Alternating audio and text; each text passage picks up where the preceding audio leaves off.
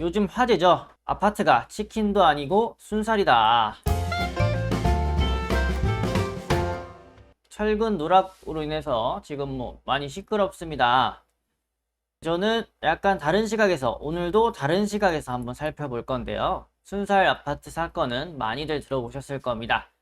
저는 이 사건만을 다루는 게 아니라 이게 왜 그렇게 일어날 수밖에 없었는지를 한번 살펴보려고 합니다. 어떤 원리가 있었길래, 구조적인 문제가 있길래 이런 현상이 일어날 수밖에 없었는지 살펴보도록 하겠습니다. 순살 아파트 사건은 대부분 분들이 많이들 알고 계실 거고요. 지금 정부에서 나서서 점검 매뉴얼이라던가 이런 것들이 후속 조치들이 나오고 있죠. 이런 조치들이 나오고 있고, 그거에 의해서 지금 부동산 가격들도 영향을 받고 있는 것이 사실입니다. 근데 저는 시각이 조금 항상 다르죠. 이게 왜 이런 현상이 나타날 수밖에 없었을까? 이걸 한번 들여봐 보도록 하겠습니다.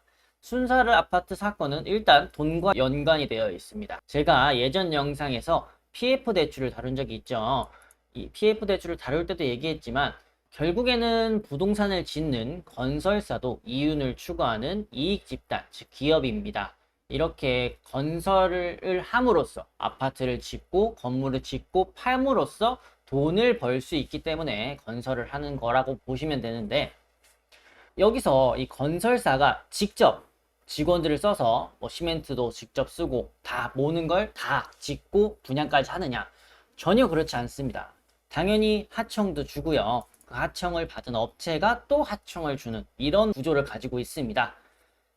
그런데 여기서 우리가 알 수 있는 점은, 우리 중간 마진이라는 단어는 대부분 들어보셨죠? 중간 마진이 생겨나게 됩니다. 우리가 편의점이나 기타 소매점에서 조금 더 가격이 비싼 이유가 있죠. 중간 유통 과정에서 마진이 붙기 때문에 그래요. 그분들도 중간에서 돈을 버시기 때문에 이익까지 우리가 지불하면서 구매를 한다. 이렇게 생각을 해주시면 되는데, 또 마찬가지로 중간 마진들이 생기게 된다는 겁니다. 이 구조 자체가 나쁜 것은 아닙니다. 이 구조가 있기 때문에 대기업들만 계속 부자가 되는 것이 아니라, 대기업이 영위하는 사업에 그 하위 기업들도 같이 상생 관계로 돈을 벌게 되고 시장이 돌아가는 그런 원리를 가지고 있는 겁니다. 근데 여기서 문제가 있었죠. 저희가 이 순살 아파트 사건 같은 문제가 있었죠. 이 문제가 생길 수 있는 가정을 하나 해봐야 되는데, 그 가정이 뭐가 있느냐. 일단 하청이 있음으로써 중간에 마진들을 챙겨간다. 돈을 벌어간다. 쉽게 한번 예시를 들어보겠습니다. 예를 들어서 사과 하나가 있던 겁니다. 사과 하나가 무엇인가 하면, 아파트를 지어서 팔면 남는 총 수익이었던 거예요. 그 수익이라고 생각을 해보고, 사과 하나가 있는데 이 수익을 지금 나누는 과정인 거잖아요. 하청이나 하청같이. 사과 하나가 있는데 A라는 사람이 반 조각을 잘랐습니다. 그럼 반 조각 해서 총 사과 하나인 건 동일하죠. 이 사과 하나를 반으로 잘라서 반은 내가 가지고 나머지 반은 B라는 사람에게 줬습니다. 그리고 무언가를 시켰죠. 일을 시킨 겁니다. 너가 이만큼 가지고 나한테 이거 해줘 라고 이렇게 일을 시킨 겁니다. 이 B라는 사람이 내가 받은 건 반 조각인데 이 금액이 생각보다 큰 겁니다. 그리고 내가 할 수 있는 일이 내가 다른 사람한테 시키면 좀 더 효율적인 거예요. 그래서 그 반 조각을, 받은 반 조각을 또 반으로 자릅니다. 내가 반은 가지고 나머지 반은 또 C에게 주는 겁니다. 이렇게 이해해보면 이해가 쉽습니다. 여기서 이 사과는 아파트를 지어서 팔았을 때의 총이익이고, 우리가 아는 대기업 건설사 총이익이 사과 한 조각인데, 여기서 반을 잘라서 A가 반을 가지고 B가 반을 가졌죠. 이렇게 총 메인 하도급 업체가 B라고 생각을 해보면, 각각 기업별로, 각각 업체별로 가진 이익들을 볼 수가 있습니다. 그러면 메인 건설사, 즉 수주를 가지고 있고 총괄을 하고 있는 메인 대기업 건설사가 가지고 있는 이익이 사과 반 조각, 그리고 B가 가지고 있는 게 사과 4분의 1 조각, B가 C에게 준 조각도 사과 4분의 1 조각인 겁니다. 근데 이렇게 간단하게만 보면 이렇게 세 가지 업체만 있지만 그렇지만은 않죠. 이렇게 밑에 또 하청이 있을 거고요. 그 밑에 또 하청이 있을 거고, 그 일을 나눠서 하는 협력 업체들도 있을 겁니다. 이런 식으로 서로 이익을 분배한다라는 개념만 이해를 하시면 되는데요. 이런 구조에서 생길 수 있는 문제점이 있는 겁니다.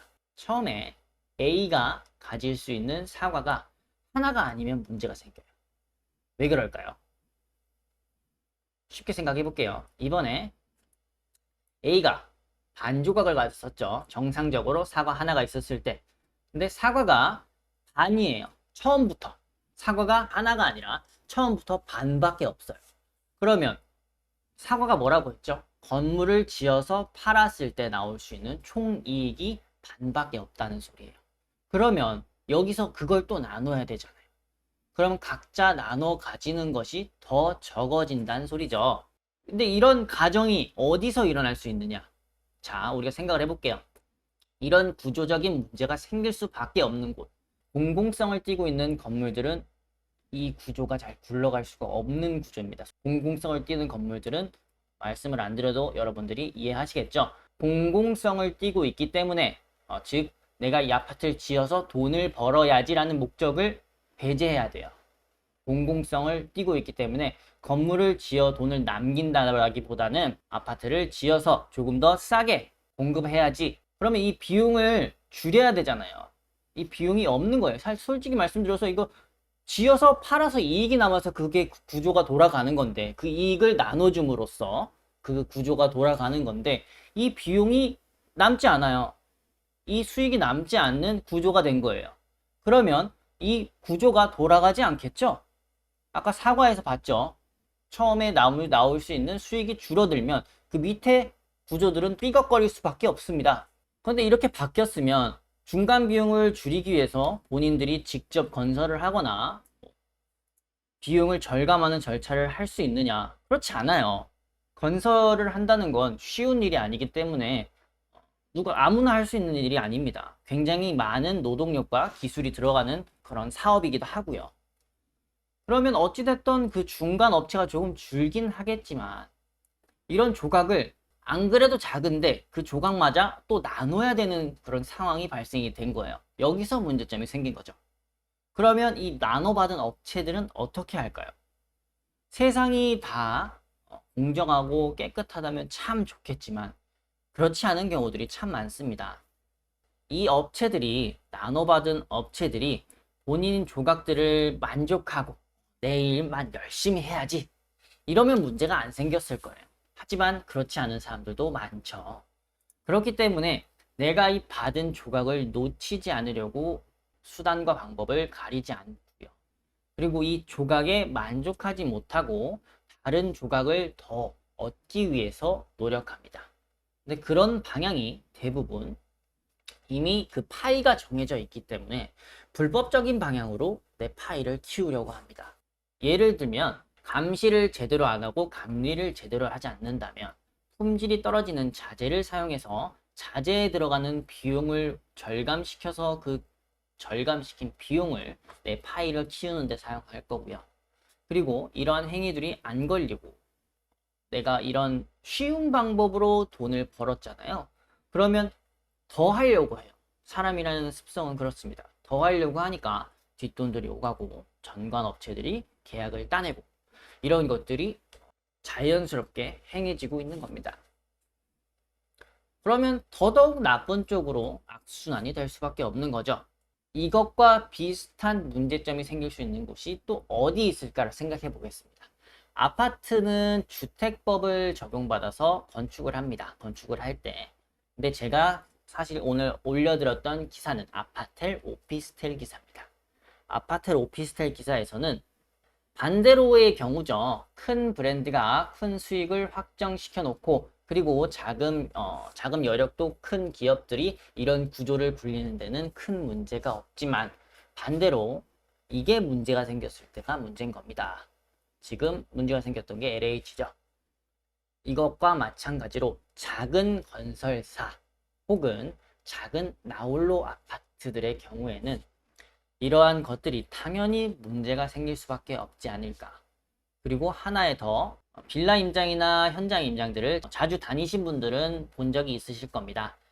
분양하우스나 모델하우스들이 빌라들도 많습니다. 근데 집주인 직접 분양 이런 플랜카드들이 붙여있는 경우들이 있죠. 지금 이런 경우가 제가 방금 말씀드린 경우입니다. 소규모로 건축한 경우, 하자의 경우나 그리고 품질의 경우에서는 문제가 생길 수 있지 않을까. 그럼 우리가 조금 더 꼼꼼히 봐야 하지 않을까. 이 분양 이후에는 오피스텔의 경우에는 대부분 그 기업 자체가 사라지는 경우들이 많습니다. 그리고 일부러라도 그러는 경우가 많은 걸로 제가 알고 있습니다. 모두가 그렇진 않겠지만 생각했던 것보다 세상은 그렇게 깨끗하지가 않더라고요. 그러면 이런 것들을 알게 됐고 우리가 주택법에 적용받는 건 아파트, 오피스텔은 주택이 아니기 때문에 건축법에 적용을 받고 그리고 사전 점검이나 이런 기타 절차를 걸치지 않아도 된다라는 지식도 알게 됐으니까 과연 어떨까라고 한번 생각을 해보는 건 어떨까요? 그리고 이런 것들을 알게 된 다음에 우리가 부동산을 바라보는 시야는 조금 더 달라지지 않을까요? 이런 특성이 있으니까 이건 나쁜 거야가 아니라 이런 문제가 있을 수 있구나. 그러면 난 이런 문제를 해결하려면 어떻게 해야 할까? 라는 시야로 바라보신다면 여러분에게 기회가 오는 것이 아니라 여러분이 기회를 만들 수 있지 않을까 생각해 봅니다.